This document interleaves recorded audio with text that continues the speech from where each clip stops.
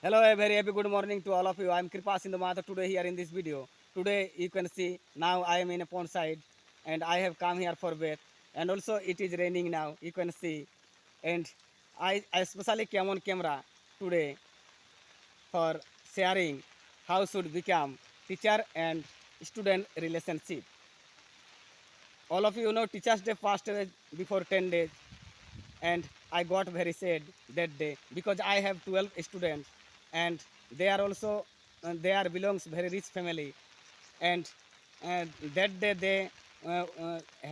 they have given me very quality of gift, and I also offer them sweet, but they do not bow their head in front of my leg. But you have noticed before 10 years ago, students respect their teacher very much. But nowadays, teacher and student relationship are decreasing. All of you are, all of you have noticed it. So I have been teaching student since 10th year. That time, the students respect me very much, and I was a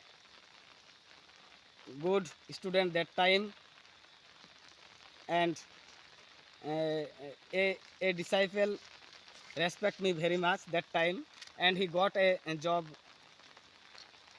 good job. So I will discuss, আমি এখন আলোচনা করছি, বাংলায় বলছি, কারণ I have written a poem to remember my Lord. So আমি আমার গুরুকে শিক্ষক দিবসে স্মরণ করে 2 বছর দুটো কবিতা লিখেছি। সেই কবিতা আমি এখন আপনাদের কাছে আবৃত্তি করব।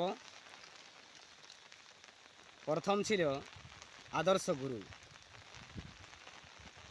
লক্ষ জিনের মধ্যে যেমন একটি করে তোমায় সেরা, একটি ভালো গুরুর শিক্ষা তেমনি যুগে যুগে রাখে স্মৃতির ধারা।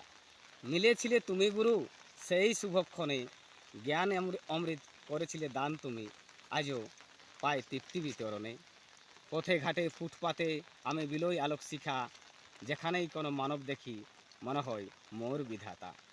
গুরু শিক্ষা যায় না বিফল, যদি শিষ্য হয় অমূল্য রতন, করে পরাজয় লক্ষ্য গুরুর, যদি হয় একলব্যের মতন।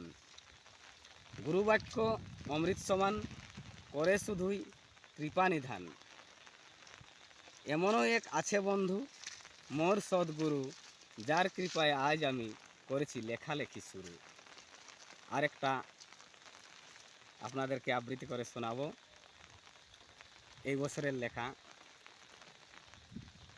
হে শিক্ষক দেবতা আমার, আজ দাও তোমার চরণধূলি, মাথায় নিয়ে গর্ব করে বলবো আমি, তুমি তোমর প্রাণের মুরলী। তুমি বলেছিলে তুমি যত পারো বই পড়ো, লেখো প্রতিদিনের দিনলিপি, আজ কবি হয়ে লিখলাম কবিতা, খুশিও দেবী সরস্বতী। কত কবি পেলাম আজ তোমার শেখানো পথে, ভারত থেকে বাংলাদেশ আজ সবাই ভালোবাসে। নমস্কার।